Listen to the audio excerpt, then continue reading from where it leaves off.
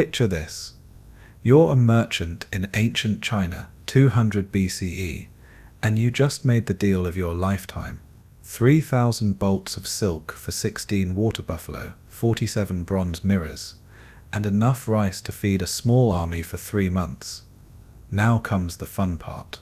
You need to calculate the exact value, convert between different regional counting systems, track inventory across multiple warehouses, and do it all without making a single mistake, because one error could mean bankruptcy, or worse, losing face in front of your competitors.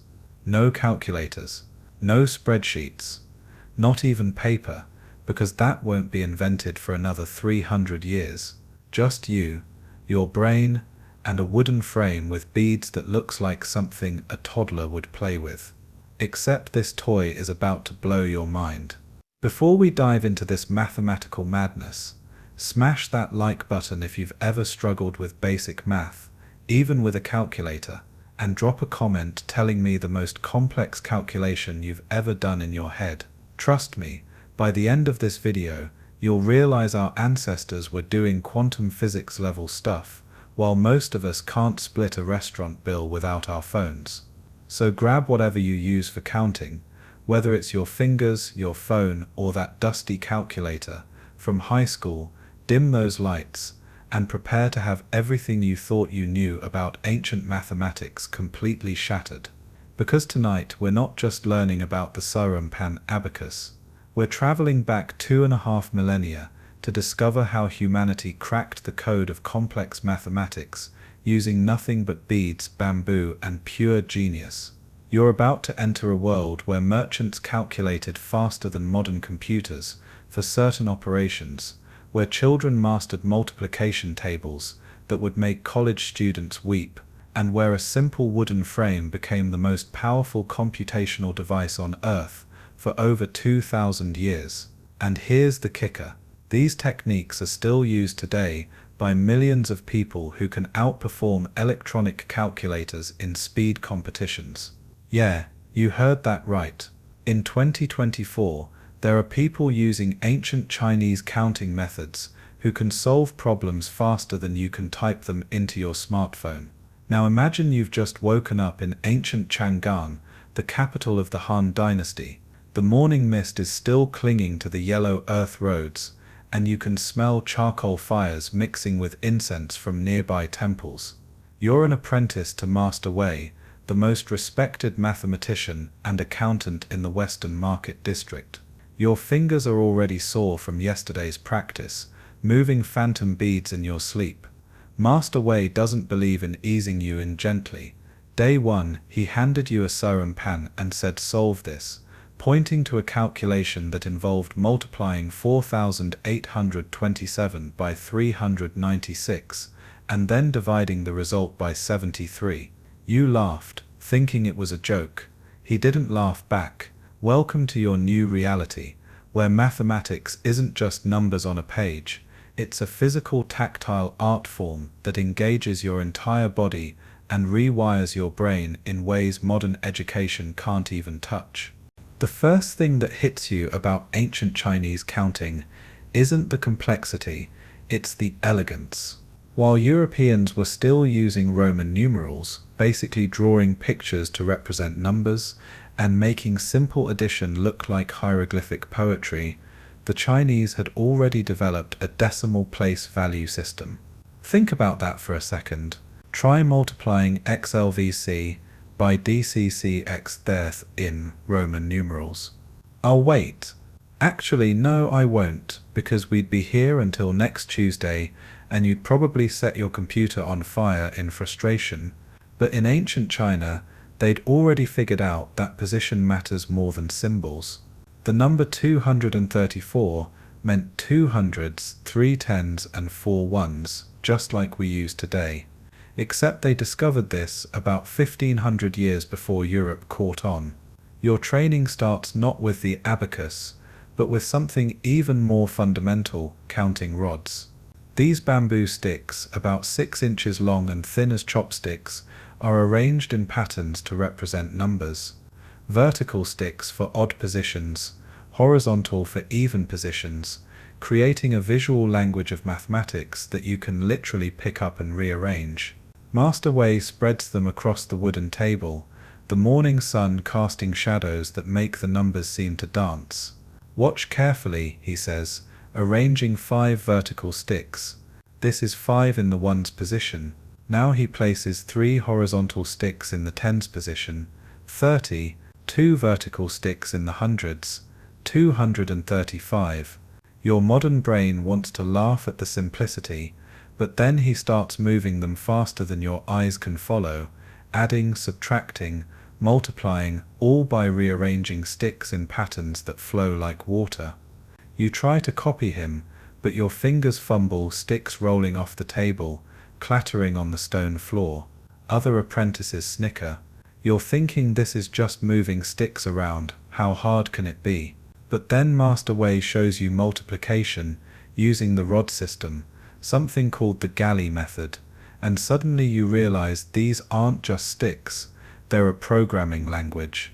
Each arrangement follows strict rules, patterns that build on each other like mathematical DNA.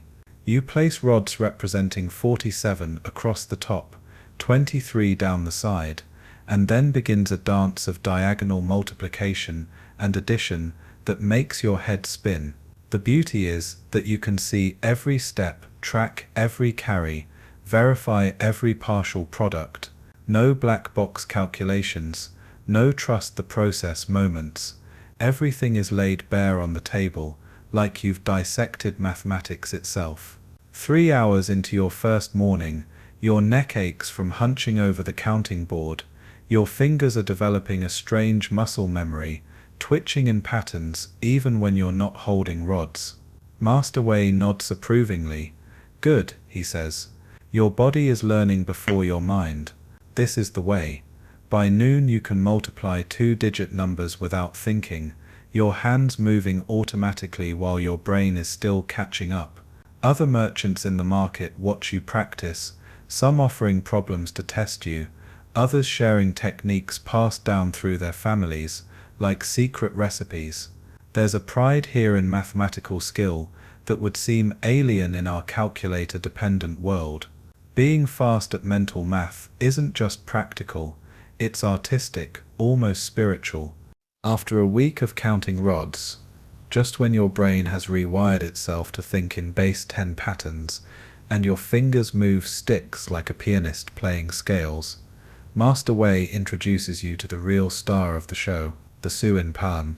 He pulls out a beautiful frame, dark wood polished by decades of use, brass corners worn smooth by countless hands. The beads click with a satisfying sound as he demonstrates, not the plastic clatter you might expect, but something deeper, almost musical. This one, he says with reverence, belonged to my master's master. It has calculated the wealth of empires.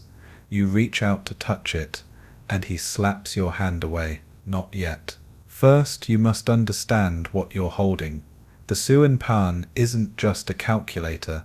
In ancient Chinese philosophy, it represents the universe itself. The rectangular frame is Earth. The horizontal beam dividing it is the horizon between heaven and earth.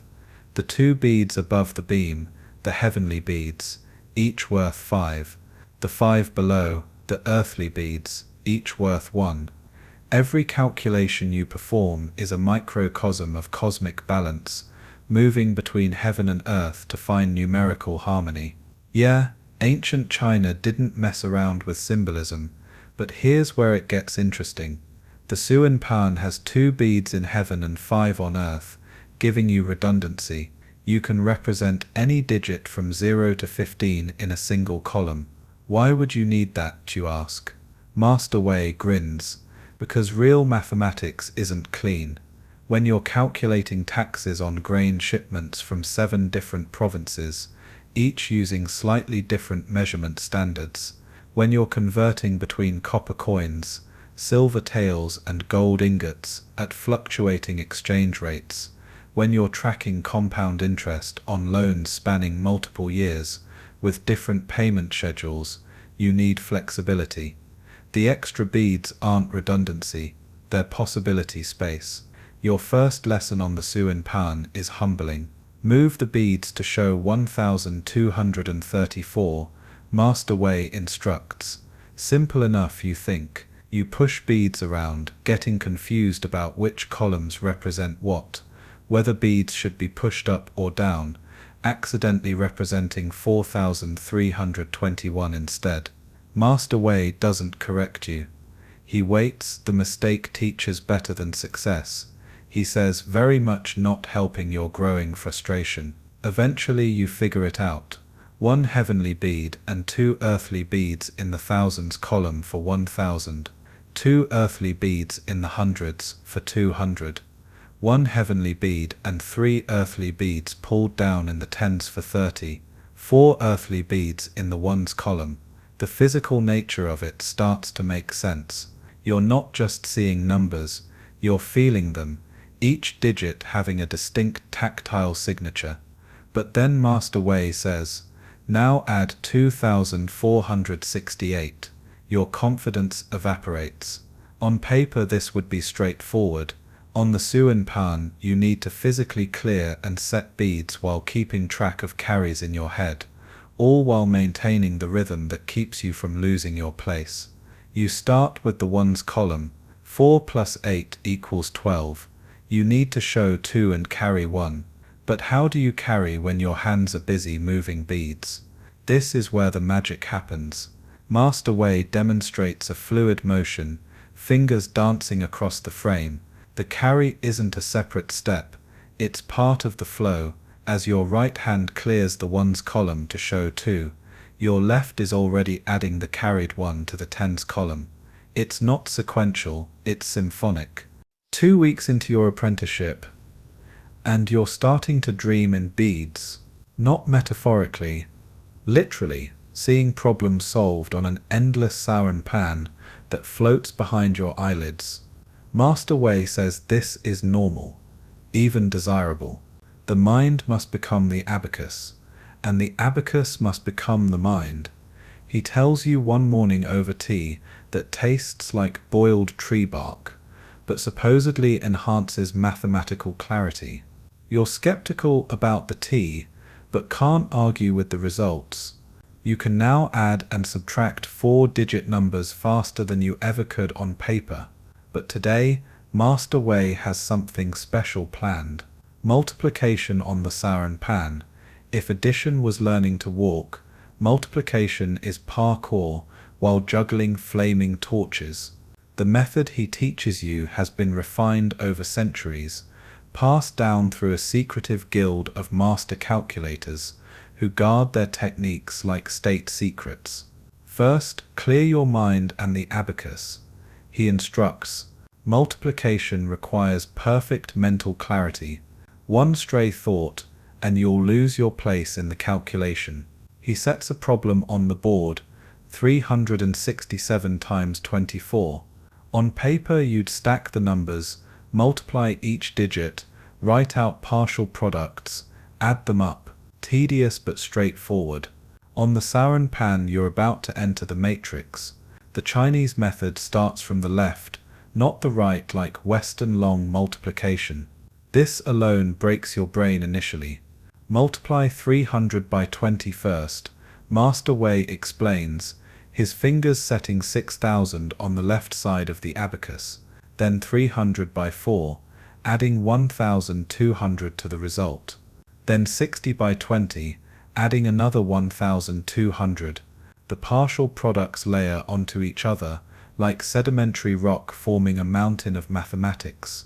What makes this incredible is that you see the answer building in real time, not waiting until the end to add everything up, but watching 8808 crystallize bead by bead. Master Wei does it in under 3 seconds. You take 3 minutes and get 8088, forgetting to carry properly in the middle section. Again he says, resetting the beads with a flourish that makes them sing.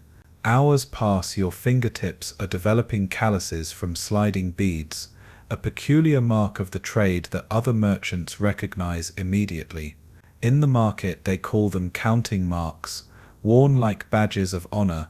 Some merchants even judge each other's skill by the way patterns on their fingers. A true master, they say, has perfectly smooth calluses, uniform across all fingers except the thumbs. By late afternoon, you can multiply 3-digit by 2-digit numbers correctly, if not quickly. Speed comes with practice, Master Wei assures you, though his definition of practice means 8 hours daily for the next 3 years.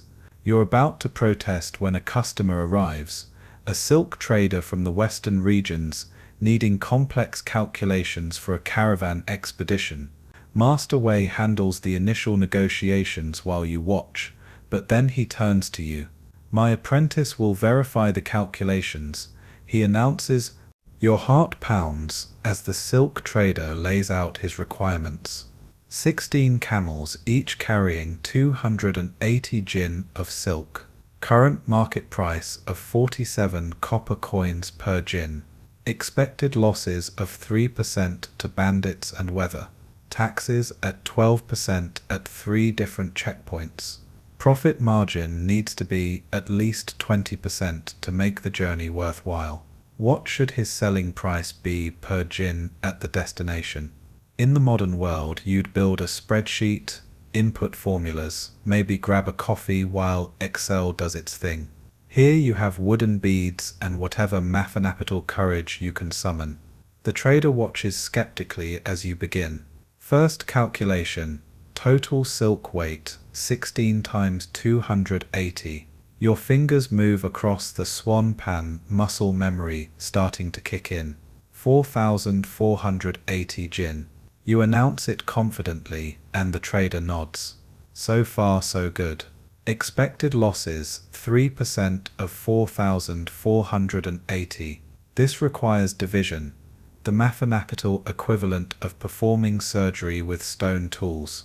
You haven't mastered percentage calculations yet, but Master Wei taught you a trick. For 3%, multiply by 3 and divide by 100. Multiply 4,480 by 3. Your fingers dance, beads clicking like rain on roof tiles. 13,440. Now divide by 100, which on the Suanpan just means shifting everything 2 columns to the right. 134.4 jin lost. The trader pulls out his own smaller abacus, checking your work. His eyebrows raise slightly, impressed despite himself. Remaining silk, 4,345.6 jin. Current value at 47 coins per jin. This multiplication takes you longer, nearly a minute of concentrated bead sliding. 204,243.2 copper coins. But wait, that's before taxes. 3 checkpoints at 12% each. Does that mean 36% total? No, Master Wei interjects, teaching moment in his voice. Compounding taxes. After the first checkpoint, you pay tax on the remaining value, not the original. This is where ancient Chinese mathematics gets sophisticated. You're essentially calculating compound interest in reverse, determining how much initial value you need to end up with your target amount after multiple deductions. The formula would make a modern high school student cry, but on the Suanpan, it becomes a physical pattern you can follow. First checkpoint, 12% of 204,243.2. You calculate 24,509.18 in taxes. Remaining value 179,734.02. Second checkpoint, 12% of that. Third checkpoint, 12% of what's left. Your fingers are flying now, sweat beading on your forehead, not from exertion but from concentration. Each calculation builds on the previous, no room for error because one mistake compounds through the entire chain. 20 minutes later you have the final answer. To achieve a 20% profit margin after all taxes and losses, accounting for the compound tax structure, the selling price needs to be 74.3 copper coins per jin. The silk trader runs the calculations on his own abacus, taking half the time you did, but arriving at the same answer. He looks at Master Wei with new respect. Your apprentice learns quickly.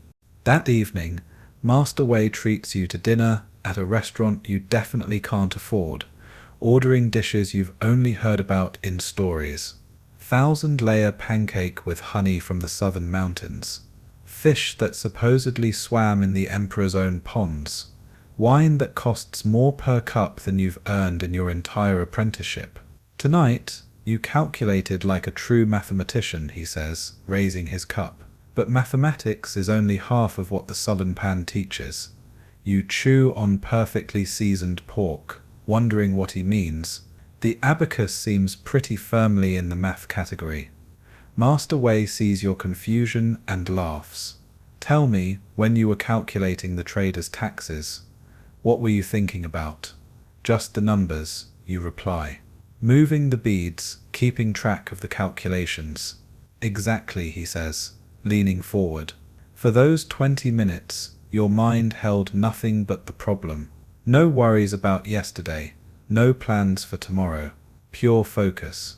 This is why emperors study the abacus, not for accounting but for meditation. The Suanpan teaches presence. He's right, you realize.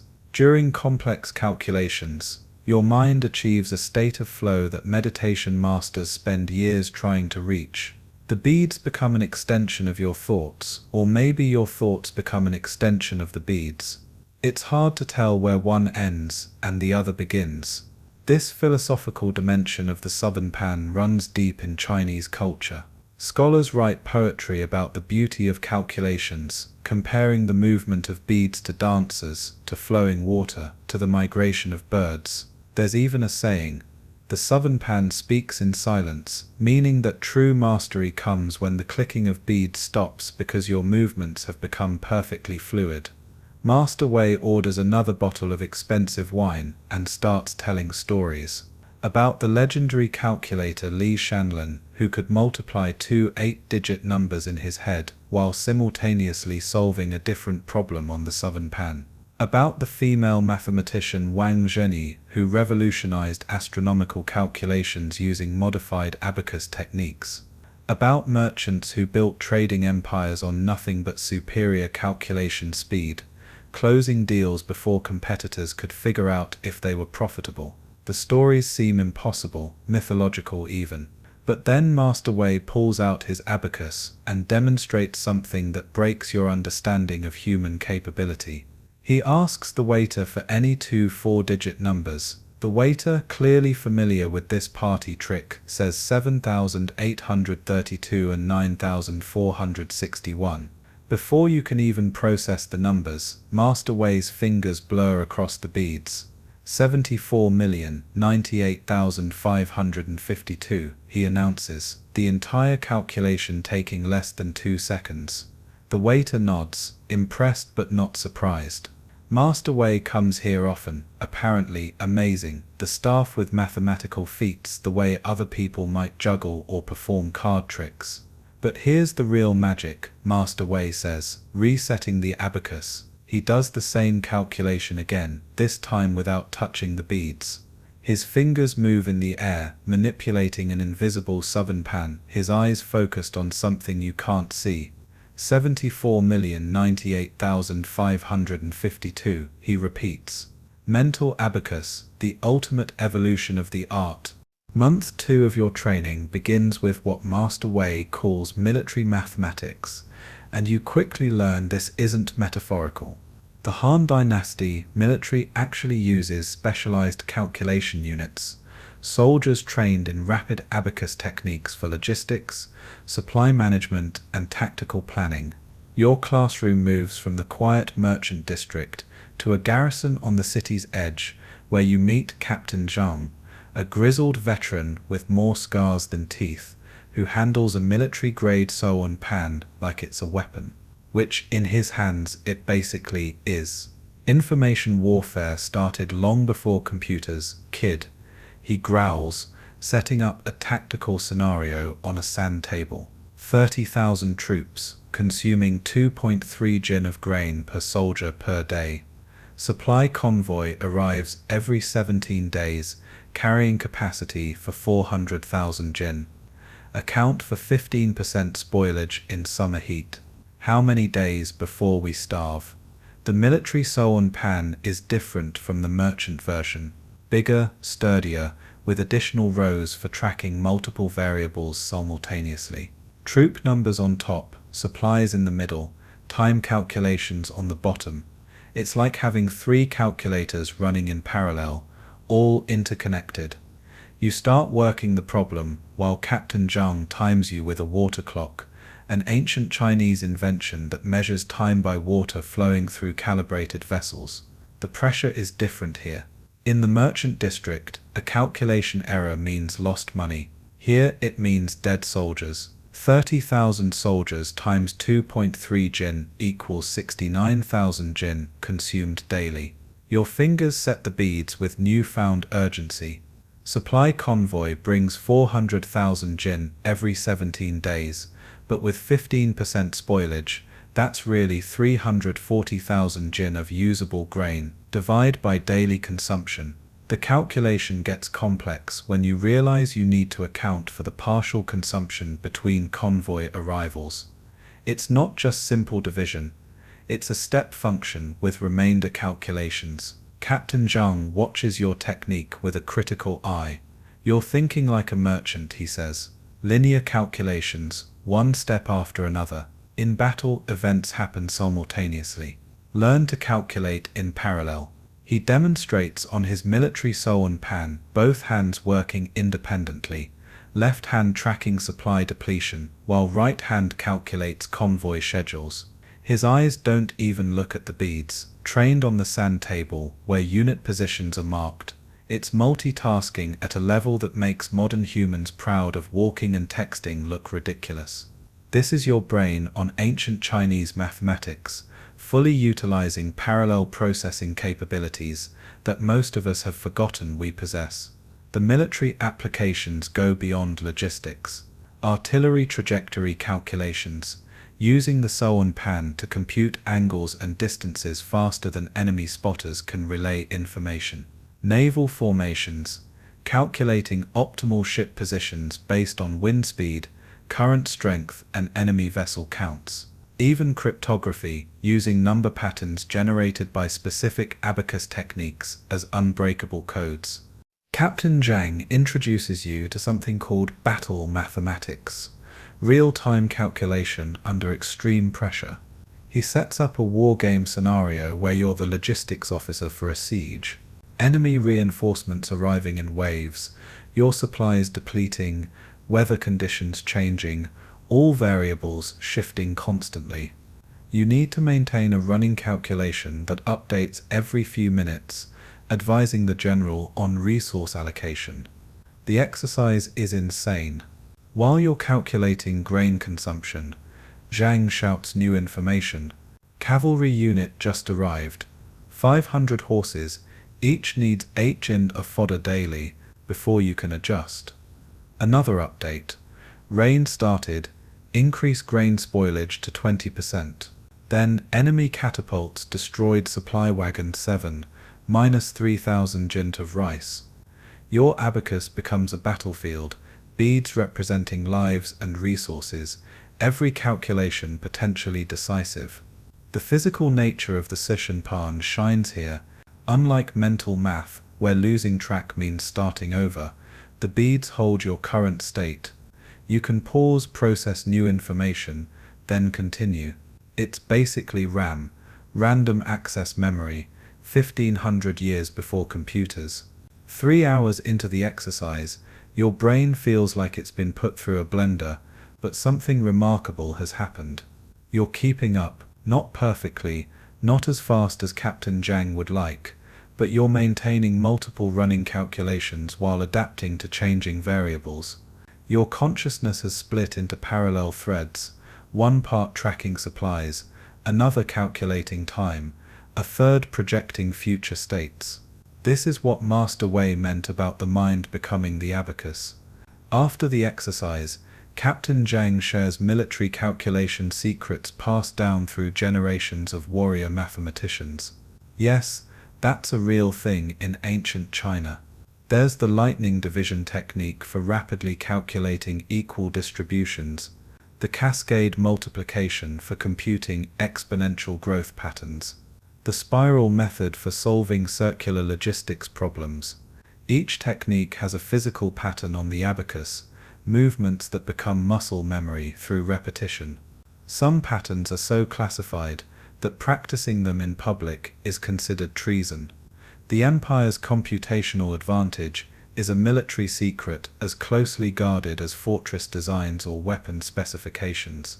Captain Zhang tells you about the Battle of Red Cliffs, where superior calculation speed allowed a smaller force to defeat a much larger army.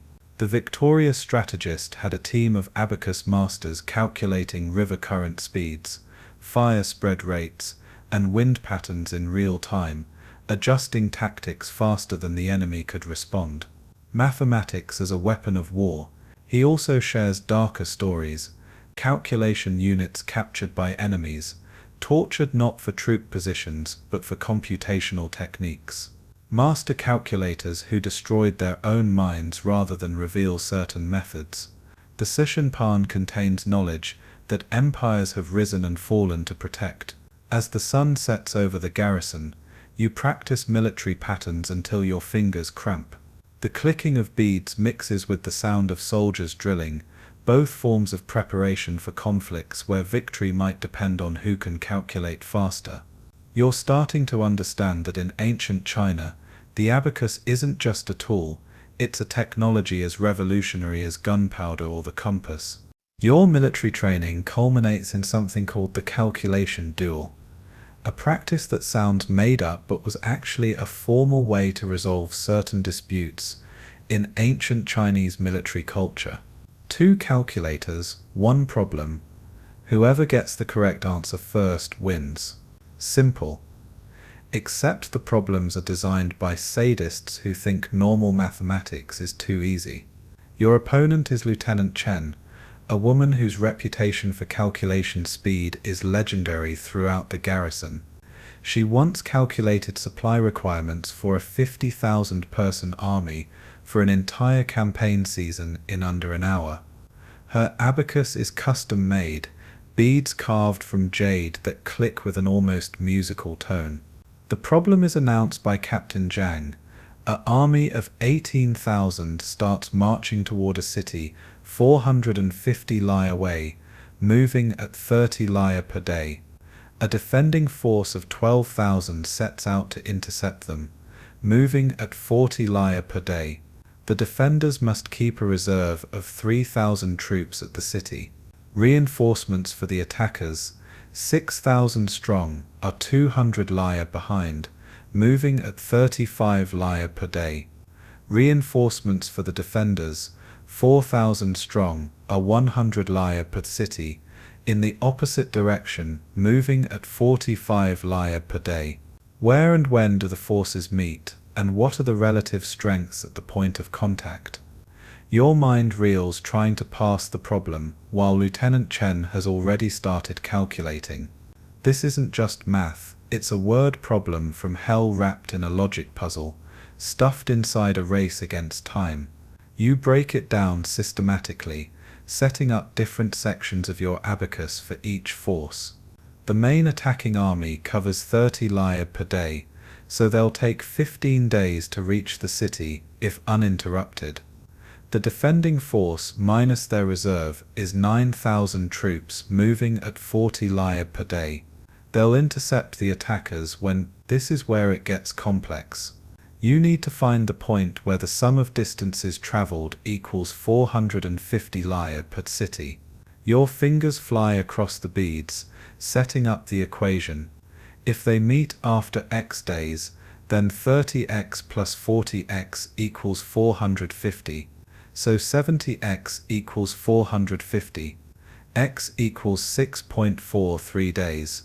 They meet after roughly 6.5 days, with the attackers having travelled 193 li per city, the defenders 257 li per city. But wait, the reinforcements, the attacking reinforcements are 200 lyab behind, moving at 35 lyab per day. After 6.43 days, they've traveled 225 lyab per city. So they're actually 32 lyab per city, the main army's starting point, but still 161 lyab per city. The defending reinforcements, starting 100 lyab per city and the opposite direction, need to travel 357 lyab per city. To reach the battle point, at 45 lyab per day, they'll take 7.93 days. They won't make it in time for the initial engagement. Lieutenant Chen's jade beads sing as she calculates, her hands moving in patterns that look more like martial arts than mathematics. You can see she's ahead of you, already working on the force strengths while you're still confirming positions. 3 months into your apprenticeship, Master Wei decides you're ready for the real test, working in the Grand Market during the Harvest Festival. This is where mathematical theory meets commercial chaos. Thousands of merchants, hundreds of thousands of transactions, prices fluctuating by the minute based on supply, demand, rumors, and the occasional drunken bidding war. You're assigned to Old Chen's grain stall, and if you think Old Chen is going to go easy on you because you're learning, you're about to discover that merchant mathematics is a full contact sport. The first customer arrives before dawn, a baker needing 47 jin of wheat flour, 23 jin of millet, and 16 jin of rice flour. Current prices are 23 copper coins per jin for wheat, 19 for millet, and 31 for rice. But wait, there's a bulk discount of 7% for orders over 80 jin, except rice flour is excluded from bulk pricing due to shortage.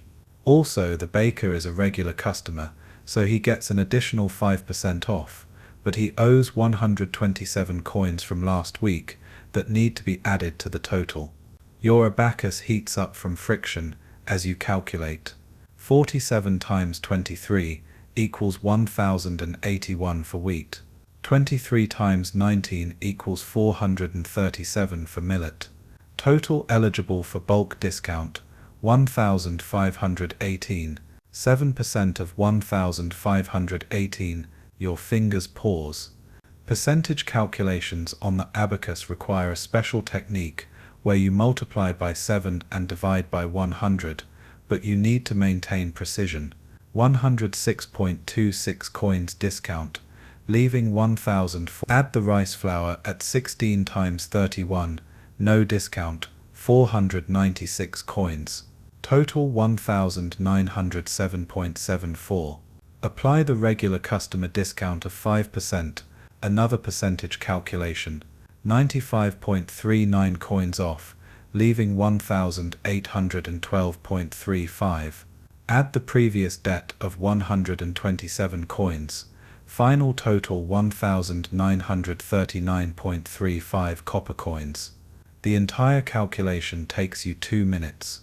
The baker has already pulled out his own abacus to verify, his fingers dancing across the beads in seconds. He nods satisfied, counting out the coins while you're still catching your breath. Old Chen grunts, which from him is high praise. Next customer is already pushing forward, and this one's complicated. She's buying for a restaurant, needs specific quantities of 12 different grains, each with different pricing tiers based on quality, wants everything delivered to 3 different locations with different delivery fees, and she's paying partially in silver taels, which need to be converted to copper coins at today's exchange rate, which she insists is 1137 coins per tael, not the 1142. Old Chen claims. The negotiation alone takes 10 minutes, with both parties calculating and recalculating, adjusting prices and quantities like they're conducting a complex musical piece. You're responsible for keeping track of the running total, adjusting for each change, ensuring the final calculation is correct. Your abacus becomes a battlefield of moving beads, each section tracking different variables. By midday, the Grand Market is absolute pandemonium. The harvest festival brings merchants from across the empire, each with their own regional counting methods and pricing systems. You encounter someone from the far south who calculates in base 12 instead of base 10, requiring on-the-fly conversion. Another merchant uses an older form of the Suanpan with a different bead arrangement, and you need to translate between the two systems while maintaining accuracy. The real challenge comes when a spice merchant proposes a complex barter deal. He offers saffron, worth 2,300 coins per jin, in exchange for a combination of grains that must equal exactly the same value. But here's the twist. He needs the grains in specific proportions: 40% wheat, 35% barley, and 25% millet, and the total weight must be exactly 300 jin. You need to calculate how much saffron he's offering to make this an even trade. This is what's called a constraint optimization problem, and in modern times you'd use linear programming algorithms. On the Suanpan, you're basically doing the same thing, but with beads and determination. First, calculate the grain mixture value. 300 jin total, so 120 jin wheat, at 23 coins per jin, equals 2,760 coins. 105 jin barley at 21 coins equals 2,205 coins. 75 jin millet at 19 coins equals 1,425 coins. Total value 6,390 coins. Divide by saffron value of 2,300 per jin. The spice merchant needs to provide 2.78 jin of saffron, but he only deals in quarter jin increments, so you need to recalculate either 2.75 jin, worth 6,325 coins, meaning old Chen owes 65 coins difference, or 3 jin worth 6,900 coins, meaning the merchant owes 510 coins difference. The negotiation that follows is part mathematics, part theatre. Old Chen argues that saffron quality varies and demands to inspect each batch. The spice merchant counters with transport costs and storage risks. You're recalculating constantly as they adjust terms, your abacus clicking like an insect chorus. Finally, they settle on 2.75 jin of saffron plus 40 coins worth of black pepper, which requires another calculation to determine weight at current pepper prices. This is everyday life in ancient Chinese commerce. Every transaction is a mathematical puzzle, every negotiation a calculation competition. Merchants who can't keep up don't survive. Your brain is melting by hour 6, but the market doesn't slow down. A textile merchant wants to pay in bolts of silk, each worth approximately 847 coins, but the exact value depends on quality assessment. A pottery seller offers a complex installment payment plan with different interest rates for different payment periods.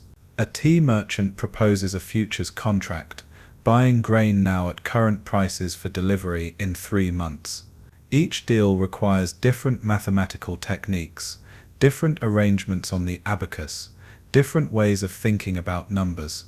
As the sun sets on your first day in the grand market, Old Chen counts the days taking, his weathered fingers moving across his personal abacus with the speed of lightning. You watch in awe as he simultaneously calculates gross revenue, subtracts costs, factors in credit extended and debts collected, allocates tomorrow's purchasing budget, and determines profit margins for each grain type, all in his head, using the abacus only for verification. 73,847 copper coins in total revenue. He announces minus 51,293 in costs and payments to suppliers, minus 2,847 in transport and storage, minus 890 in market fees and taxes. Net profit 18,817 coins, Not bad for a festival day. You've been keeping your own running tally throughout the day, and your number is off by 23 coins. Old Chen reviews your calculations, finds where you forgot to carry a digit in transaction 847.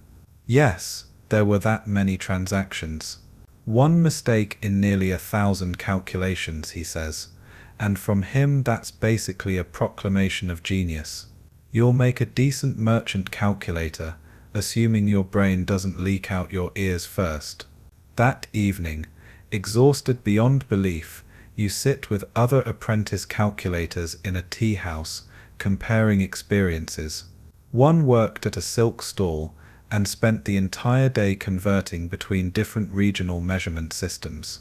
Another handled precious metal exchanges, calculating purity percentages and alloy values. A third worked with a livestock trader, determining feed costs and profit margins for different breeding strategies. Everyone shares techniques they learned under pressure. The waterfall method for rapid sequential additions. The pyramid pattern for calculating compound growth. The spiral technique for circular trades, where goods are bartered in chains that eventually loop back to the original commodity. These aren't taught in formal training, they're discovered in the heat of commerce, refined through repetition, passed down through whispered conversations in tea houses. One apprentice, a girl no older than 14, demonstrates something incredible. She calculates the square root of 7,956 on her abacus in under 30 seconds. The method, she explains, involves setting up the number in a specific pattern, then using a series of divisions and averages that converge on the answer. It's essentially Newton's method for finding roots, discovered in China centuries before Newton was born. The conversation turns philosophical as the rice wine flows.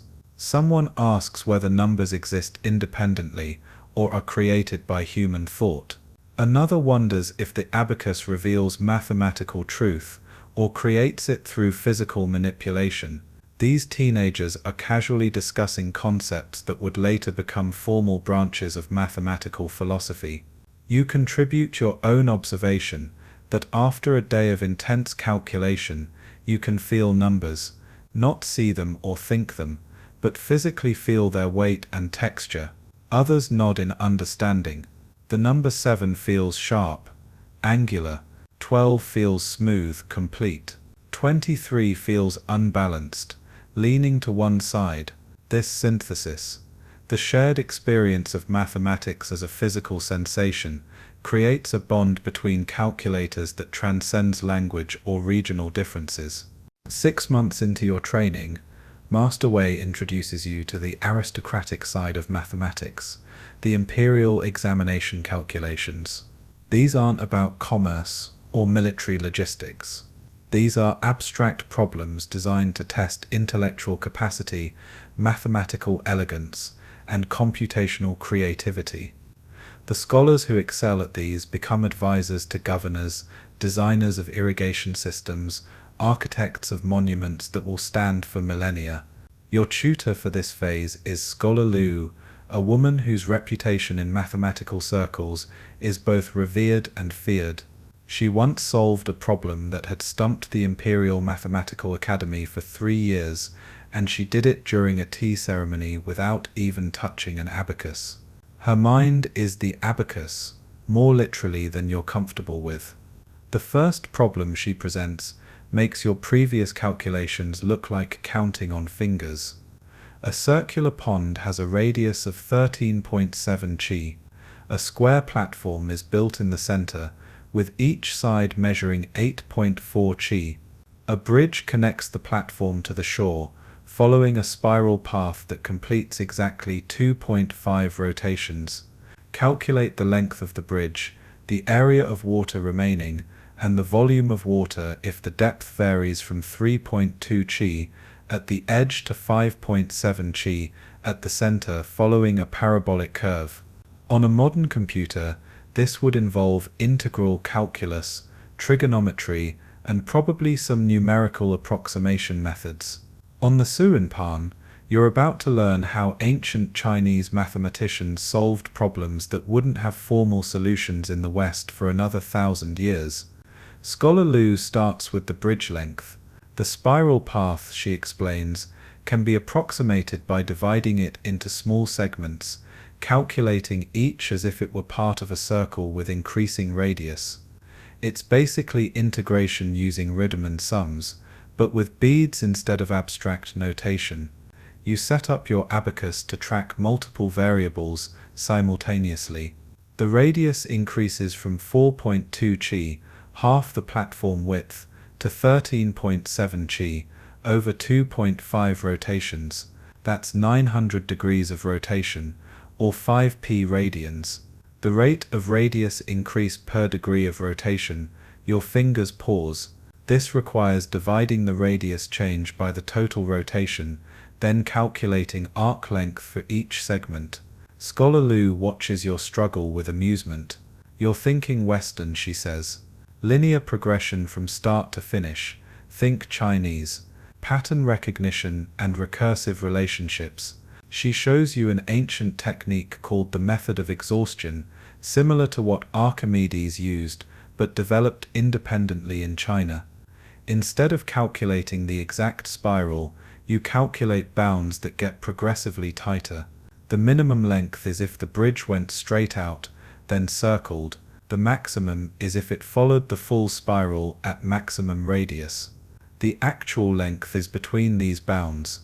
You spend 3 days on that single pond problem, each calculation revealing new layers of complexity. The varying depth requires calculating volumes of truncated cones, which on the Suanpan means breaking the pond into concentric rings, calculating each volume, then summing them. Scholar Liu introduces you to something called the celestial element method, a technique for solving polynomial equations that predates similar Western methods by 5 centuries. The water area calculation becomes an exercise in geometric decomposition. The circular pond minus the square platform, but accounting for the bridge which cuts through the water. You need to calculate the area of a square inscribed in a circle, then subtract the bridge area which varies in width as it spirals outward. Your abacus looks like a constellation map, different sections representing different geometric components, all interconnected through shared boundaries and overlapping calculations. By the end of the week, you've solved the pond problem, verified it 3 different ways, and discovered 2 calculation shortcuts that Scholar Liu adds to her collection of techniques. But this was just the warm-up. The real imperial examination problems are about to make your brain question its life choices. Problem 2. A merchant starts with 1,000 coins and makes a series of trades. Each profitable trade increases his wealth by a percentage equal to the square root of his current wealth divided by 100. Each losing trade decreases his wealth by a percentage equal to his current wealth divided by 1,000. He makes 7 profitable trades followed by 3 losing trades, and this pattern repeats 5 times. What is his final wealth, and at which point was his wealth maximum? This is a recursive function with nonlinear growth and decay rates. On the Suanpan, you're essentially running a simulation, updating the merchant's wealth after each trade, tracking both current and maximum values. The calculation requires maintaining precision across multiple orders of magnitude while handling square roots and percentages. After the first cycle, 7 profitable trades followed by 3 losses, the merchant has 1,247.3 coins. But the growth rate changes with each trade since it depends on current wealth. By the 3rd cycle, you're calculating square roots of 4-digit numbers, each requiring the approximation method that takes dozens of bead movements. Your fingers cramp, your eyes blur, but you push through. 5 hours later, you have the answer. Final wealth of 2,134.7 coins. Maximum wealth of 2,341.2 coins occurring after the 4th cycle's profitable trades.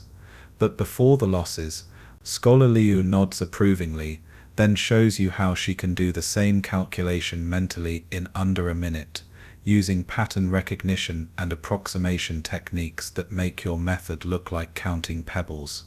The imperial examination preparation reveals the true depth of ancient Chinese mathematical knowledge. Scholar Liu introduces concepts that seem impossibly advanced for the era: modular arithmetic for cryptography, used by imperial messengers to encode sensitive information; matrix operations for solving systems of linear equations, essential for engineering projects like determining stress distributions in bridge construction; even probability theory, calculating odds for everything from gambling games to agricultural risk assessment. One afternoon, she presents a problem that breaks your understanding of what's possible with an abacus. Calculate the number of ways to arrange 20 identical white stones and 15 identical black stones in a row, such that no 3 consecutive stones are the same color. This is a combinatorics problem that modern computers solve using dynamic programming. On the Suanpan, you need to build a recursive pattern, tracking valid arrangements for smaller numbers and building up to the full solution. The technique she teaches is called the branching method. You visualize each arrangement as a tree where branches represent valid next moves. The abacus tracks counts at each level, pruning branches that violate the constraint. It's essentially a breadth-first search algorithm implemented with beads. 4 hours later, dripping sweat and questioning your sanity, you arrive at the answer: 7,731,230 valid arrangements. Scholar Liu verifies it instantly using a closed-form formula she derived years ago, based on patterns in the Fibonacci sequence extended to 3-term recursion relations. Your training in imperial mathematics isn't just about solving problems, it's about understanding the deep patterns that underlie numerical relationships. The Chinese mathematical tradition sees numbers as living things with personalities, relationships, and destinies. Even numbers are yin, passive and stable. Odd numbers are yang, active and transformative. Prime numbers are emperors, indivisible and commanding. Composite numbers are communities, built from simpler components. This philosophical framework influences how problems are approached. Instead of brute force calculation, Chinese mathematicians look for harmony, balance, and natural patterns. The abacus becomes a tool for discovering these patterns, not just calculating results. Scholar Liu shares ancient texts that would be lost to history in our timeline, methods for calculating planetary orbits, using only arithmetic operations, techniques for predicting eclipse dates decades in advance, formulas for determining optimal crop rotation schedules based on soil depletion rates and weather patterns. One text describes a method for calculating pi to arbitrary precision using the abacus. The technique involves inscribing polygons in circles, doubling the number of sides with each iteration. By the 20th iteration, working with polygons of over 1 million sides, Chinese mathematicians had calculated pi to 10 decimal places. The physical limitation isn't mathematical knowledge, but the number of beads on the abacus. Your final test with Scholar Liu is to create your own problem for future examination candidates. It must be solvable on the Suanpan, but require at least 3 different mathematical techniques.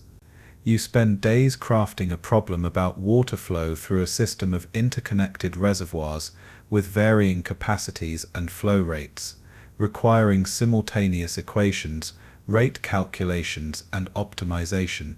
Scholar Liu solves it in 12 minutes, suggests 3 improvements that make it more elegant, and adds it to the official examination problem set. Your name will be forgotten, but your problem will test mathematical minds for generations. 1 year into your apprenticeship, Master Wei announces you're ready for the ultimate challenge, training with the Tianqi, the celestial masters of calculation. These are the mathematical mystics, who use the Suanpan not just for earthly calculations, but for divination, astronomical prediction, and what they call numerical cultivation. If regular Abacus training is like learning to drive, this is like learning to bend space and time with a Toyota Corolla. Your new master is an ancient man called Grandfather Numbers, which sounds like a bad translation but is literally what everyone calls him. He claims to be 97 years old, has fingers that move faster than most people's eyes can track, and occasionally makes predictions about future events using calculations that shouldn't have anything to do with prophecy but somehow keep coming true. His training hall is unlike anything you've experienced. Hundreds of ancient Suanpans line the walls, each from different dynasties, some over 1,000 years old. The beads are made from materials you've never seen, jade that seems to glow, wood from trees that supposedly grew on sacred mountains, metal that rings with harmonics when moved. The air smells of sandalwood incense mixed with the oil used to maintain the abacus frames, creating an atmosphere that's part temple, part library, part laboratory. Your first lesson with Grandfather Numbers isn't mathematical at all. He has you sit in silence, moving beads in specific patterns without calculating anything. The patterns have names like Ascending Dragon, Celestial River, Phoenix Rebirth. They're essentially finger exercises, but after an hour you realize they're rewiring your muscle memory, creating neural pathways that will allow calculations at speeds your conscious mind can't follow. These patterns, he explains in a voice like wind through bamboo, are older than the empire. They were discovered by the first calculators, humans who understood that mathematics is the language the universe uses to speak to itself. We are teaching your body to speak this language fluently, without the interference of thought. Days pass in repetitive practice. Your fingers learn to move independently, each tracking different calculations. Your peripheral vision expands to encompass the entire abacus without focusing on any particular section. You develop what Grandfather Numbers calls bead sight, the ability to know the state of every bead without looking directly at them. Then comes the mathematical meditation. You're given a starting number, say 729, and told to continuously transform it using specific operations. Divide by 3, multiply by 7, add the digits together, square the result, take the digital root, repeat. After thousands of iterations, patterns emerge, cycles appear, numbers that seemed random reveal hidden structures. This is the heartbeat of mathematics, Grandfather Numbers says. Every number contains all numbers, every calculation echoes through eternity. The Celestial Masters introduce you to something called resonance calculation, where you solve problems not through direct computation, but by finding numerical harmonies. It's based on the ancient Chinese belief that numbers have frequencies, and the right combination creates resonance that reveals the answer. Sounds like mystical nonsense until Grandfather Numbers demonstrates. He sets a problem about planetary positions, calculating where Mars will be in exactly 743 days. Instead of tracking orbital periods and angular velocities, he performs what looks like random calculations, multiplying seemingly unrelated numbers, adding constants that appear arbitrary, dividing by values that have no obvious connection to astronomy.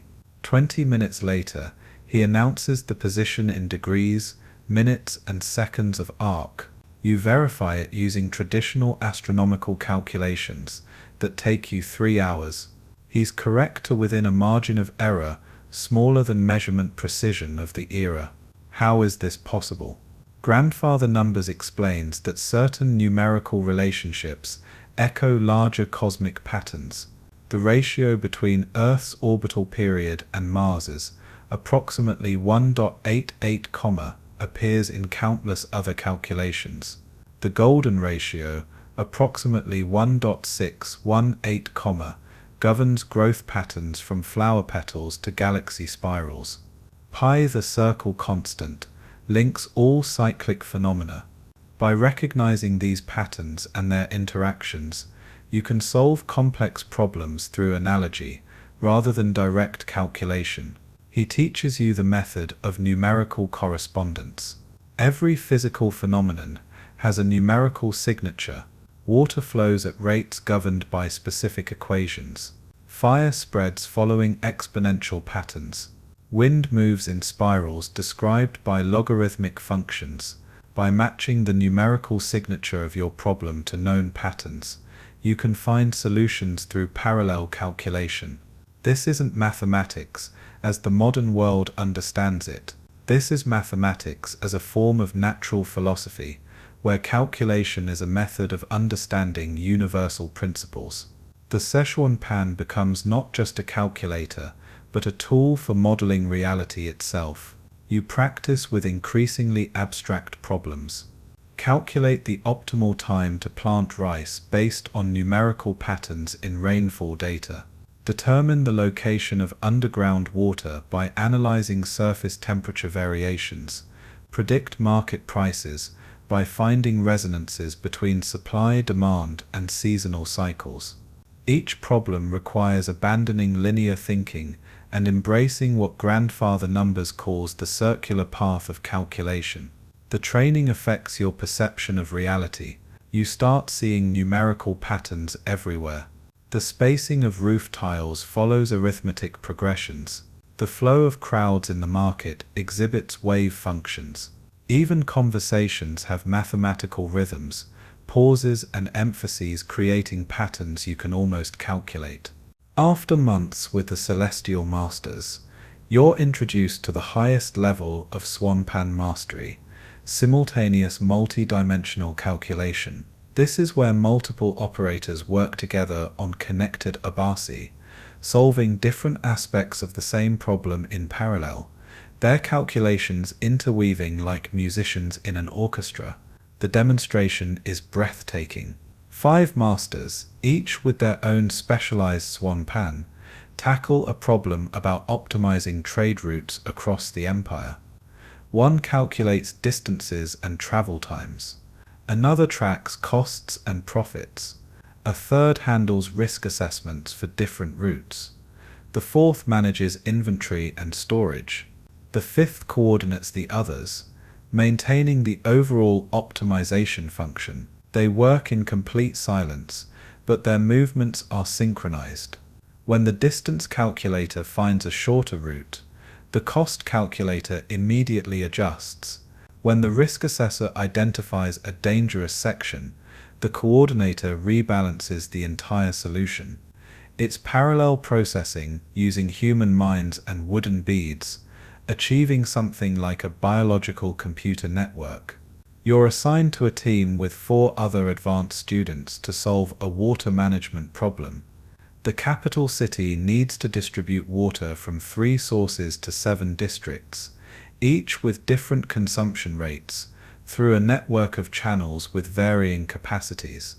The flow must be optimized for minimal loss while ensuring every district receives adequate supply, even if one source fails. Your role is calculating flow rates through each channel, but these depend on the pressure differences your teammate is calculating, which depend on the consumption rates another teammate is tracking, which vary based on the distribution pattern. The fourth teammate is optimizing. The fifth acts as coordinator, maintaining the constraint that total input equals total output plus losses. The first hour is chaos.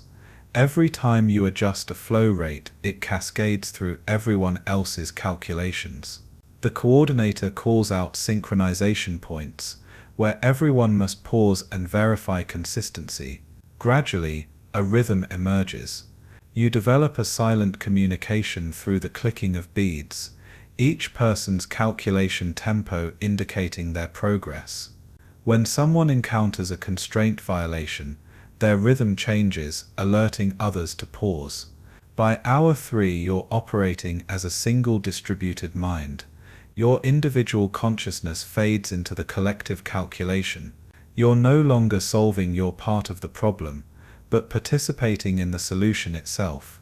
The answer emerges not from any individual's work, but from the interaction between all 5 calculations. The solution, when it finally crystallizes, is elegant beyond anything you could have achieved alone. Water flows through the network in patterns that minimize turbulence, reduce infrastructure stress, and create natural backup routes if any channel fails. It's not just mathematically optimal, it's beautiful, exhibiting the same spiral patterns found in rivers and blood vessels. Grandfather Numbers observes your team's success with satisfaction. This is why the Suanpan survived. He says, not because it calculates, but because it connects. Numbers, minds, patterns, reality, all united through moving beads. You understand finally that the Suanpan isn't just a tool, it's a bridge between human consciousness and mathematical truth. Year 2 of your journey takes an unexpected turn when Master Wei announces you'll be studying with the Secret Keepers, a guild of calculators who maintain the Empire's most sensitive numerical information. These are the people who track imperial taxes, military assets, population censuses, and state secrets encoded in numerical form. Their compound is a fortress within the city, guards at every entrance, windows facing only interior courtyards. The atmosphere inside is tense, quiet, charged with the weight of information that could topple dynasties if released. Your instructor is Shadow Accountant Chen, a title that sounds ridiculous until you realize she literally accounts for things that officially don't exist. Black budget military projects, secret trade agreements, populations of cities that aren't supposed to be populated. Her Suanpan is unlike any you've seen, with additional rows above and below the standard configuration, allowing for calculations in multiple numerical bases simultaneously. Base 10 for public records, base 12 for certain military counts, base 60 for time calculations inherited from ancient astronomical traditions. The first thing she teaches you is numerical encryption, using the Suanpan to encode messages in calculation patterns that look like normal accounting but hide information in the relationships between numbers. A grain inventory might actually describe troop movements, with each grain type representing a different military unit and quantities encoding positions. The technique is brilliant. Even if someone captures the records without knowing the encoding schema, they just see boring agricultural data. But with the key, each number reveals strategic information. A record showing 4,847 gin of wheat might mean 4,000 infantry at position 8, moving in direction 4 at speed 7. You practice creating these encoded records, your abacus becoming a cipher machine. Each bead position can represent multiple values depending on context. A configuration that means 573 in a trade calculation might mean the 5th day of the 7th month, 3rd watch in a temporal encoding, or coordinate 57.3 in a geographical system, or the 573rd ideograph in a specific text being used as a codebook. Shadow Accountant Chen shows you recovered documents from fallen dynasties, their secrets still locked in numerical patterns no one has been able to decode. Somewhere in those numbers are locations of hidden treasuries, names of foreign spies, plans for weapons that were never built, all protected by calculations that served as unbreakable encryption. The paranoia necessary for this work seeps into your bones. You start seeing potential codes everywhere. Is that merchant's inventory actually a message? Are those astronomical calculations really about stars, or about something more terrestrial? Even your own practice calculations might be monitored, analyzed for patterns that could reveal unauthorized information transfer. The Secret Keepers maintain what they call the Shadow Census, a parallel accounting system that tracks things the official census ignores or deliberately obscures.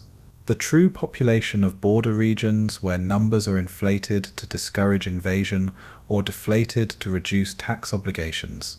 The actual grain reserves versus what's reported to prevent hoarding or price manipulation. the real number of soldiers versus what enemies are allowed to believe. You're assigned to verify discrepancies in silk production records.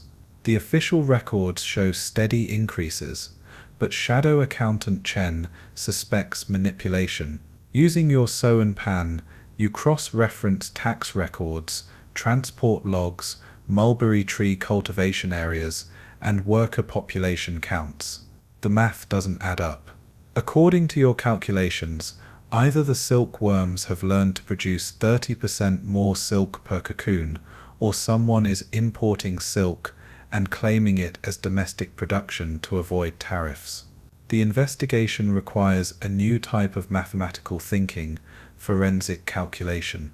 You're not just computing numbers, but analyzing patterns for anomalies, statistical variations that suggest fraud, numerical relationships that indicate hidden transactions, mathematical fingerprints left by people trying to cook the books.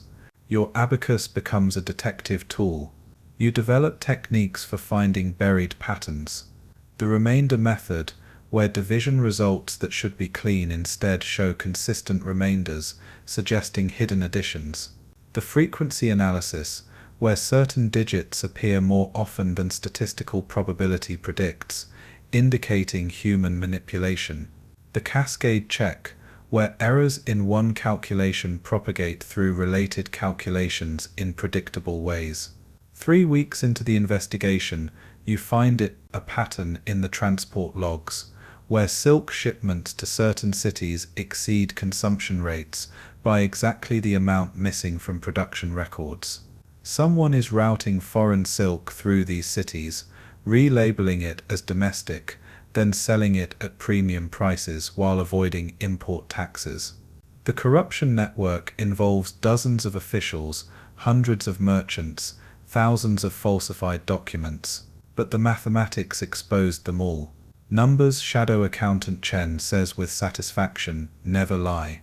They can be arranged to deceive, but the truth remains in their relationships. The Suanpan reveals what words try to hide. Your report leads to arrests, trials, executions. The weight of this responsibility is crushing. Your calculations didn't just expose fraud, they determined fates. The beads you moved condemned people to death. Mathematics has never felt less abstract, but there's pride too in knowing that your skills protect the empire from those who would weaken it through corruption. The ultimate test of your secret keeper training is the numerical wargame, a simulation where teams compete using only information warfare, no actual military forces. Your team controls a fictional province, managing resources, population, and defense using encoded calculations. Other teams try to infiltrate your numerical systems while you attempt to decode theirs. The game board is a massive room filled with connected Abacus, each representing different aspects of provincial management. Agriculture, trade, military, infrastructure, all modeled through moving beads. But the real game happens in the patterns, the hidden information encoded in seemingly routine calculations. Your team develops a communication protocol using prime number intervals. Every 7th calculation contains hidden information, embedded using modular arithmetic. The 13th bead in specific columns represents encoded values. The 23rd transaction in each ledger carries strategic data. It's mathematically elegant and nearly impossible to detect without knowing the prime sequence being used. Other teams probe your defenses with calculation attacks. They submit trade requests with numbers designed to reveal your encoding patterns, orders for quantities that would force specific bead arrangements if certain encryption methods are being used. Statistical analyses disguised as routine audits, searching for numerical anomalies that might reveal hidden information. You counter with mathematical chaff, fake patterns designed to mislead, intentional errors that look like encoding mistakes but actually point toward false information. honeypot calculations that appear to contain secrets but lead to carefully crafted deceptions. The intensity is incredible. Every calculation might be an attack or defense. Every pattern could hide critical information or deadly misdirection. Your team works in shifts, maintaining constant vigilance over the numerical battlefield. Sleep deprivation makes the numbers blur, but you can't afford to miss anything. On day 3, you crack another team's code. They're using Fibonacci sequences to encode troop positions. Once you recognize the pattern, their entire military structure becomes visible. Your team launches a coordinated disinformation campaign, feeding them false information encoded in their own system, making them think you're weak where you're actually strong. The final day brings desperate measures. Teams attempt mathematical denial of service attacks, submitting calculations so complex they overwhelm processing capacity. Others use viral calculations, problems that seem simple but expand exponentially when solved, consuming resources. Your team's ultimate strategy is beautiful in its simplicity. Instead of complex encryption, you use the one unbreakable code, true randomness. A team member's young daughter provides random number sequences by playing with an abacus, creating patterns no mathematical analysis can crack because they have no pattern. The game ends with your team victorious, having protected your information while extracting critical intelligence from 3 other teams. Shadow Accountant Chen presents you with a black bead, the symbol of a full secret keeper. You're now authorized to handle the Empire's most sensitive calculations. The knowledge is both an honor and a burden you'll carry forever. 2 years into your training, you encounter something that challenges everything you thought you knew about ancient mathematics. Master Wei brings you to meet the ocean calculators, maritime mathematicians who use specialized techniques for navigation, tide prediction, and what they call numerical sailing. Their headquarters is in the Port District, a building that seems to breathe with the rhythm of the sea, walls covered with charts showing currents, wind patterns, and numerical tables that look more like art than mathematics. Captain Zhao, your instructor, has skin like leather and eyes that have stared at horizons for 50 years. Her Suanpan is made from whale bone and strung with silk that's been treated with salt water until it's practically indestructible. The beads click with a different sound, deeper, like distant thunder. She starts your training not with calculations but with observation. You spend 3 days at the harbor, recording everything. Ship arrivals and departures, tide levels, wind directions, cargo weights, even the behavior of seabirds. Every observation becomes a number, every number becomes part of a pattern. These patterns, Captain Zhao explains, are the ocean's language. Tides aren't just water moving, they're mathematical functions, combinations of sine waves with different periods and amplitudes. Wind isn't random, it follows pressure differentials that obey thermodynamic equations. Even waves have mathematical signatures, their heights and frequencies determined by fetch, wind speed, and duration. Your first real calculation is determining a ship's position using only elapsed time, estimated speed, and astronomical observations. No compass, no landmarks, just numbers. The technique, called numerical dead reckoning, requires tracking dozens of variables simultaneously. Speed through water versus speed over ground, accounting for currents. Drift from wind pressure on sails and hull. Variation in timekeeping devices due to temperature and humidity. Each factor introduces error that compounds over time. On the Suanpan, you maintain running calculations for best case, worst case, and most likely positions. The beads in different sections represent probability clouds of where the ship might be. After a week of simulated sailing, your calculated position differs from the actual position by less than 5 lev, remarkable accuracy for the era. But Captain Zhao isn't satisfied. 5 lev in the wrong direction near a reef means your ship becomes fish habitat, she says. The ocean doesn't forgive mathematical errors. She teaches you advanced techniques developed over centuries of maritime calculation, the spiral method for predicting cyclonic storms, tracking pressure changes, and wind patterns to determine a typhoon's path days in advance. The harmonic system for analyzing wave interference, calculating safe passages through rough seas by finding where wave patterns cancel rather than amplify. The ocean calculator's most closely guarded secret is their method for longitude determination, a problem that wouldn't be solved in the West for another 1,000 years. While Europeans struggled with mechanical clocks and lunar observations, Chinese navigators used something called the numerical almanac, a system of calculations that tracks celestial positions with stunning accuracy. The method requires memorizing tables of star positions, but not as fixed numbers. Instead, you memorize the patterns of change, the rates at which celestial bodies move relative to each other. Your Suanpan becomes a portable planetarium, beads representing planets and stars, their movements calculated through mechanical manipulation. Captain Zhao demonstrates by calculating the position of Jupiter at a specific time 3 months in the future. Her fingers dance across the whalebone abacus, accounting for orbital eccentricity, gravitational perturbations from other planets, even the slight variations caused by Jupiter's own moons. In 12 minutes, she has coordinates accurate to within a quarter degree. You spend weeks learning the celestial patterns, your brain becoming a living ephemeris. The moon's position can be calculated from its phase and height above horizon. Venus follows an 8-year cycle that repeats with stunning precision.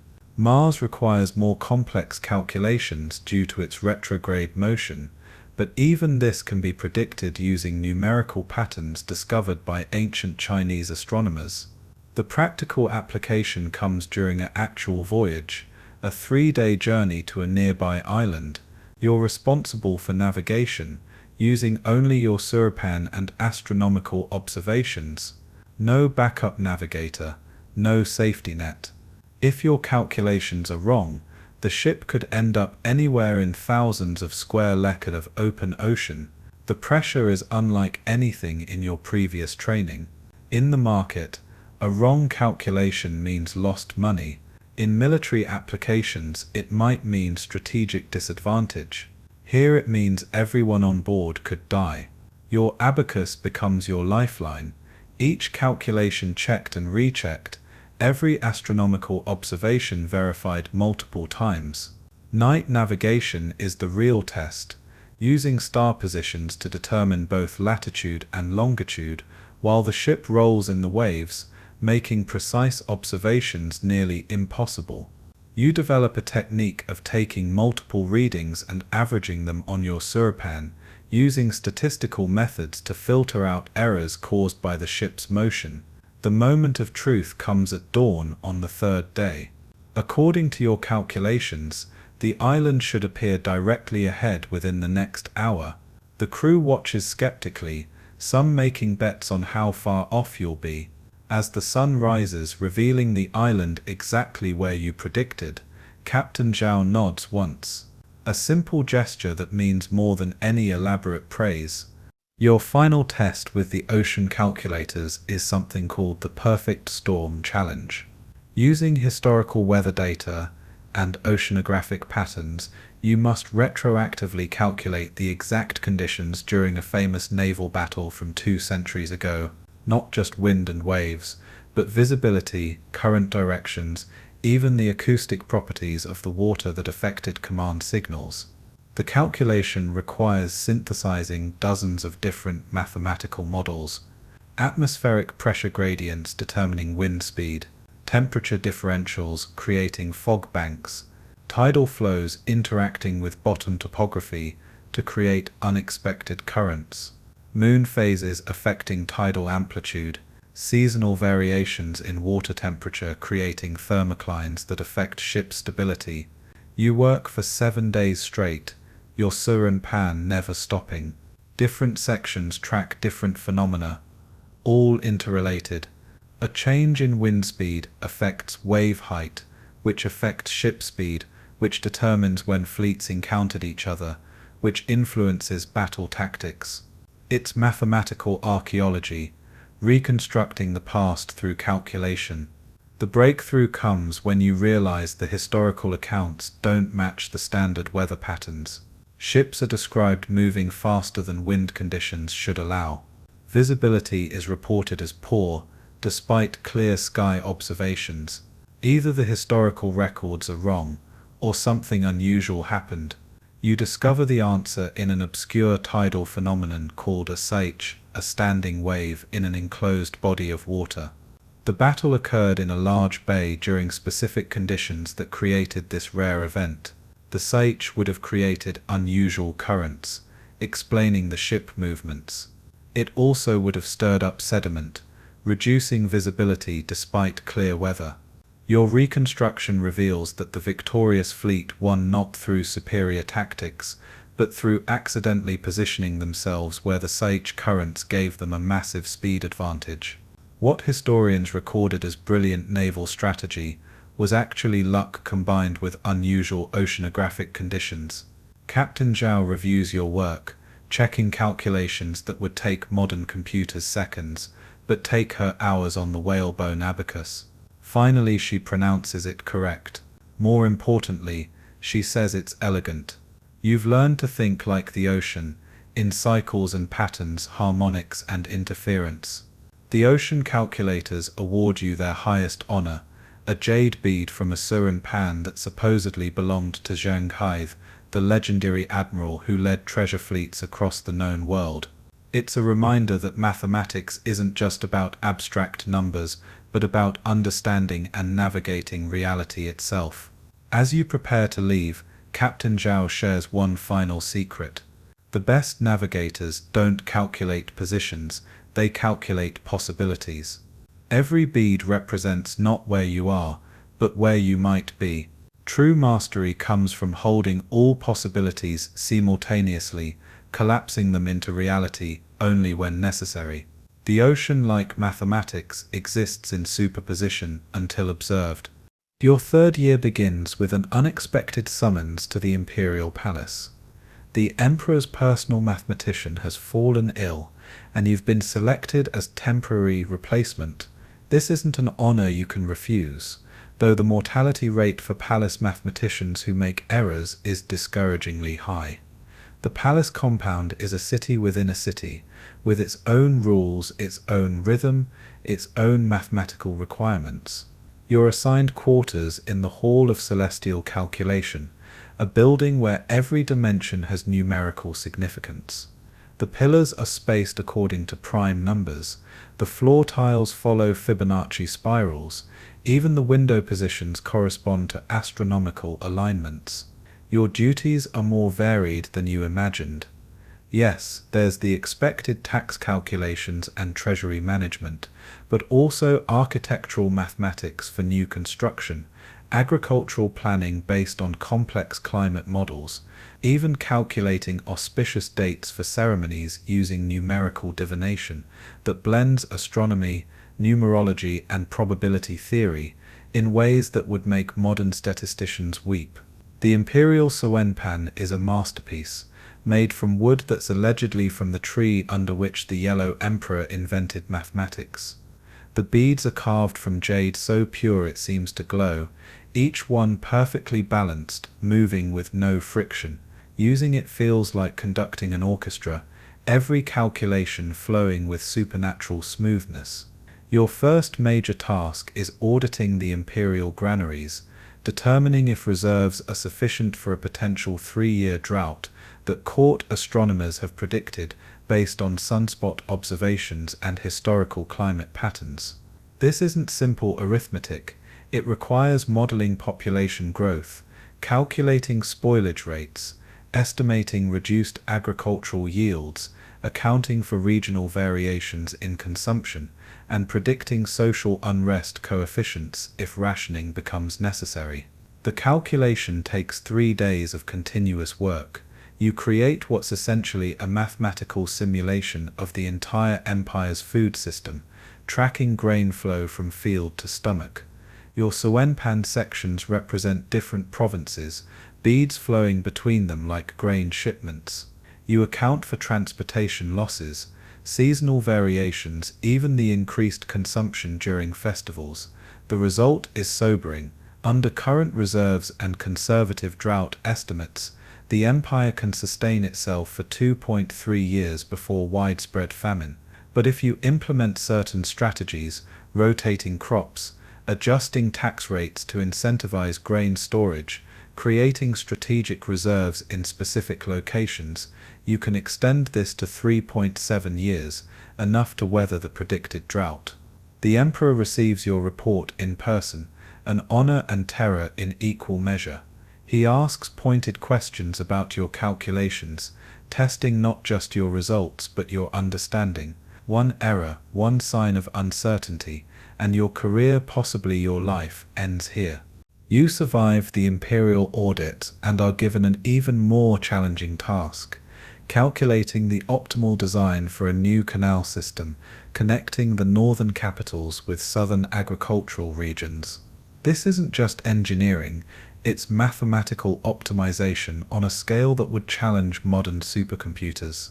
The project requires balancing dozens of competing factors: construction cost versus maintenance requirements, water flow rates versus erosion, lock spacing for elevation changes, bridge positions for minimal trade disruption, even feng shui considerations, ensuring the canal enhances rather than disrupts the land's spiritual energy, which translates to specific mathematical ratios and angular alignments. You work with a team of engineer calculators, each responsible for different aspects. Your role is integration, ensuring all calculations harmonize. When the hydrology team determines optimal channel width, you verify it against the materials team's load calculations. When the survey team provides elevation data, you calculate cut and fill volumes while maintaining proper gradients. The mathematics involved pushes your Zhusuan skills to their limits. You're calculating cubic volumes of earth movement, requiring multiplication of 3-digit numbers followed by division to determine labor requirements. Trigonometric calculations for sight lines and water flow angles, using approximation methods that require dozens of iterations. Even calculus-like problems, finding minimum cost curves through optimization techniques that won't be formally developed for centuries. The breakthrough comes when you realize the ancient Chinese approach to this problem isn't through pure calculation, but through analogy. Previous successful canals follow mathematical patterns. Channel width to depth ratios cluster around specific values. Lock spacing correlates with local geology in predictable ways. Turn angles that minimize turbulence follow harmonic progressions. By encoding these patterns into your calculations, you can predict optimal designs without calculating every possibility. Your Suanpan becomes a pattern matching engine, comparing current proposals against successful historical projects, identifying deviations that might indicate problems. 6 weeks into the project, you present the emperor with a design that would take 20 years to build, but create the most efficient waterway in human history. The mathematics predict everything from seasonal flow variations to sedimentation rates over centuries. You've even calculated the economic impact, showing how the canal will pay for itself in tax revenue within 35 years. The emperor approves the project with one modification: he wants it completed in 15 years, not 20. This sends you back to your calculations, optimizing construction sequences, calculating parallel work streams, determining critical paths where delays would cascade through the entire project. It's project management mathematics that won't exist formally for another 2 millennia. Your final challenge at the Imperial Palace is the most unusual yet: calculating the probability of dynasty change based on historical patterns and current indicators. This is mathematics as prophecy, using numerical patterns to predict political futures. The emperor wants to know if his dynasty will survive the next century. The calculation requires analyzing patterns from the rise and fall of previous dynasties, encoding everything from economic indicators to social unrest frequencies into numerical form. You identify cycles in Chinese history, periods of unity followed by fragmentation, prosperity leading to complacency, external threats correlating with internal weakness. Each pattern becomes a mathematical function, oscillating with different periods and amplitudes. On your Suanpan, you create a model that would be recognized today as a complex systems analysis. Different sections represent different aspects of imperial stability, economic strength, military power, bureaucratic efficiency, popular satisfaction, environmental factors, external threats. Each influences the others in feedback loops you track through iterative calculations. The mathematics reveals something disturbing. Dynasties follow a predictable life cycle, approximately 250 to 300 years from founding to collapse. The current dynasty is 180 years old, entering what your calculations identify as the critical phase, where small perturbations can trigger cascade failures. But the model also suggests intervention points, specific actions that can extend dynastic lifespan, reducing wealth inequality below certain thresholds, maintaining military readiness above specific levels, ensuring bureaucratic positions are filled by merit rather than heredity. Each intervention has a calculable effect on dynasty survival probability. You present your findings carefully, wrapping harsh mathematical truths in diplomatic language. The emperor, to his credit, doesn't execute you for predicting potential doom. Instead, he asks for specific recommendations, mathematical prescriptions for imperial longevity. Your calculations suggest a controversial strategy, controlled decentralization, by giving regional governors more autonomy while maintaining central control over military and taxation. The model predicts a 40% increase in dynasty survival probability. It's counterintuitive, loosening control to maintain power, but the mathematics are clear. 3 months in the palace end with an imperial commendation and a gift that takes your breath away, a personal Suanpan made by the emperor's own craftsman. The frame is carved from a single piece of jade, the beads are perfectly spherical pearls, the entire instrument is less a tool than a work of art. But it's also functional, the most precise calculation device you've ever used. Using the imperial gift feels like thinking with pure mathematics, every calculation flowing effortlessly from thought to reality. You realize this isn't just a reward but a responsibility. Possessing such an instrument marks you as one of the empire's premier calculators, someone whose mathematical opinions carry weight in the highest circles. Your journey reaches its culmination when Master Wei announces you're ready for the final trial, the grand synthesis.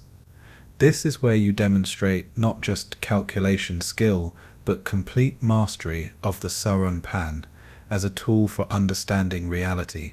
The test isn't a single problem, but a day in the life of a master calculator, handling whatever challenges arise with grace, speed, and perfect accuracy.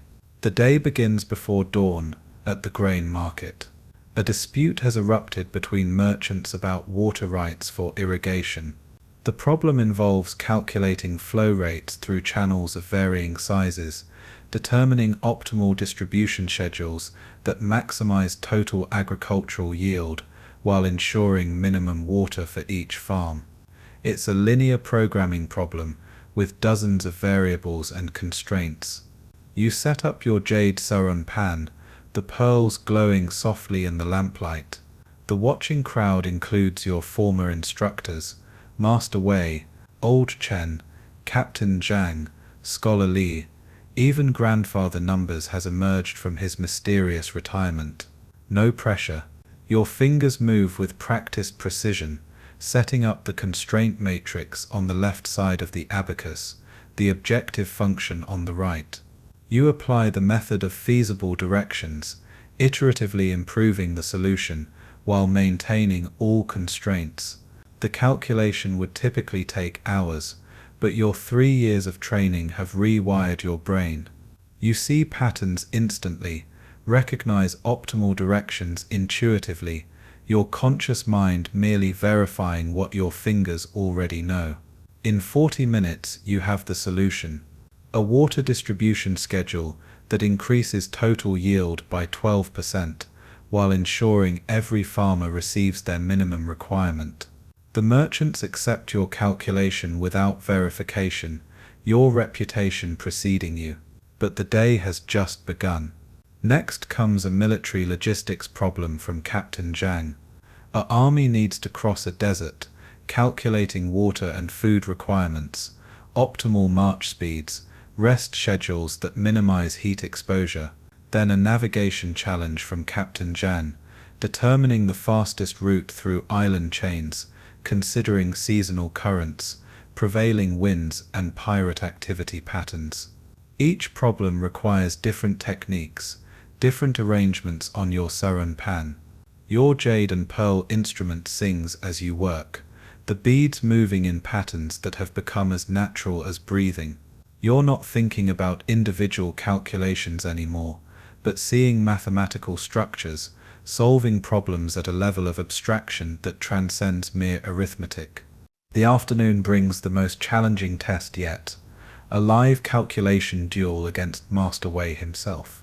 The problem is elegant in its complexity, calculating the optimal growth strategy for a trading company over 10 years, considering compound interest, market fluctuations, risk factors, and investment opportunities. Each year's calculation depends on previous year's results, creating a recursive system that requires maintaining multiple probability tracks simultaneously. Master Wei uses his ancient sandalwood Suanpan, the one that's calculated the wealth of kingdoms. You have your imperial jade gift, precision and beauty, against wisdom and experience. The crowd watches in silent awe as master and student race through calculations that would take teams of modern accountants days to complete. You divide your Suanpan into temporal sections, each representing a different year. Beads flow between sections as investments mature, profits compound, losses propagate. You're essentially running a Monte Carlo simulation using nothing but jade pearls and pattern recognition. Master Wei is faster on individual calculations, his fingers moving with half a century of practice, but you have an advantage he didn't expect. Your training with the Celestial Masters taught you to see numerical resonances. You recognize that the market fluctuation pattern resembles a modified sine wave with period 3.7 years. This insight lets you skip dozens of intermediate calculations, jumping directly to optimal investment timing. The duel continues for 2 hours, both Suanpans clicking in complex rhythms that occasionally synchronize, creating moments of mathematical harmony. You're not competing anymore but collaborating, your calculations informing his techniques inspiring yours. It's a conversation in pure mathematics, two minds communicating through moving beads. Finally, you both arrive at your answers. Master Wei's strategy yields 847% growth over 10 years. Yours yields 851%. The difference is marginal, within reasonable uncertainty, but technically you've won. Master Wei smiles, the first time you've seen him show such obvious pride. The student surpasses the teacher.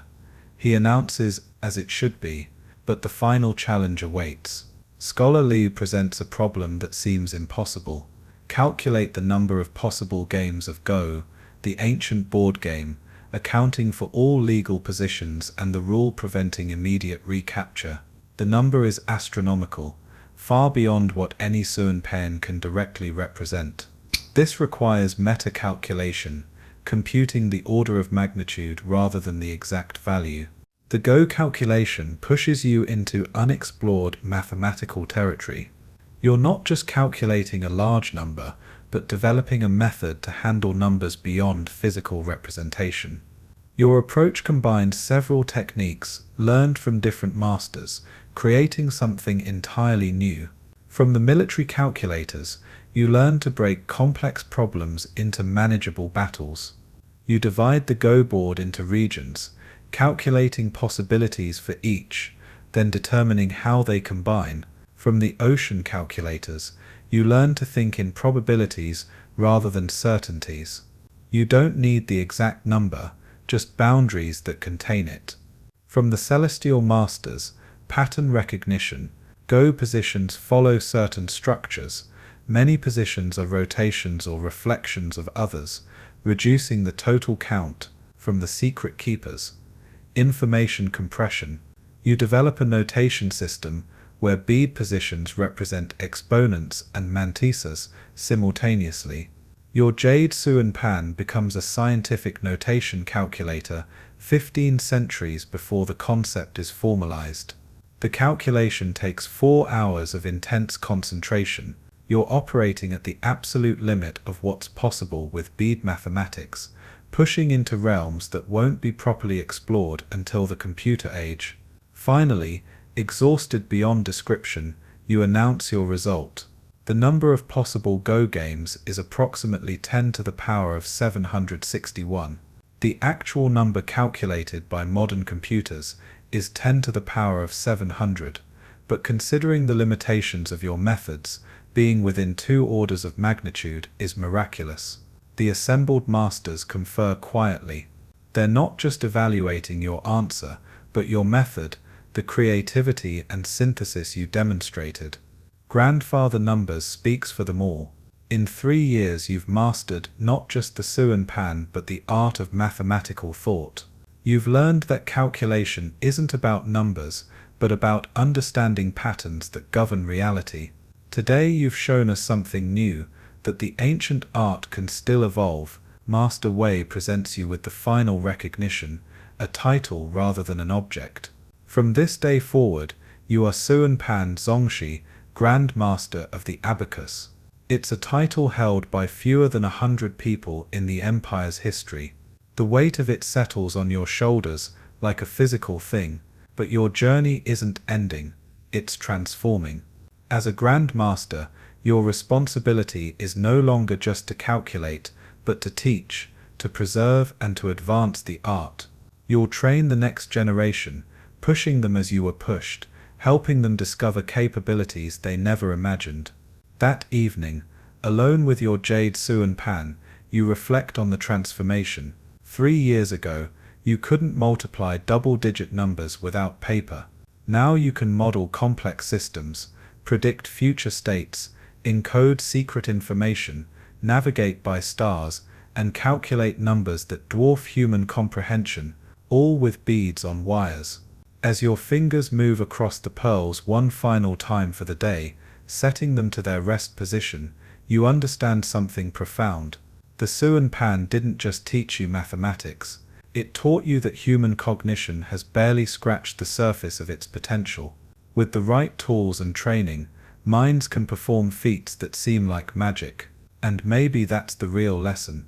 In our modern world of digital calculators and smartphones, we've gained computational power but lost something essential, the intimate connection between mind and mathematics, the physical understanding of numerical relationships, the meditative focus that comes from moving beads. The ancient Chinese counting methods weren't just about solving problems, they were about transforming human consciousness, one calculation at a time.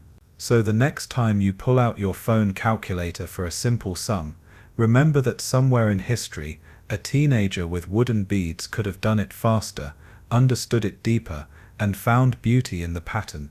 Hit that subscribe button if you've made it through this mathematical marathon, and drop a comment about what calculation method from ancient China surprised you most. Was it the military logistics, the ocean navigation, the secret encoding, or something else entirely? And hey, if you're feeling brave, Try to multiply 47 by 23 in your head right now. No calculator, no paper, just your mind and whatever visualization technique you can imagine. The answer is 1081, but the journey to get there, that's where the real mathematics lives. Until next time, keep calculating, keep questioning, and remember, everything in the universe can be understood through patterns of numbers if you just know how to look.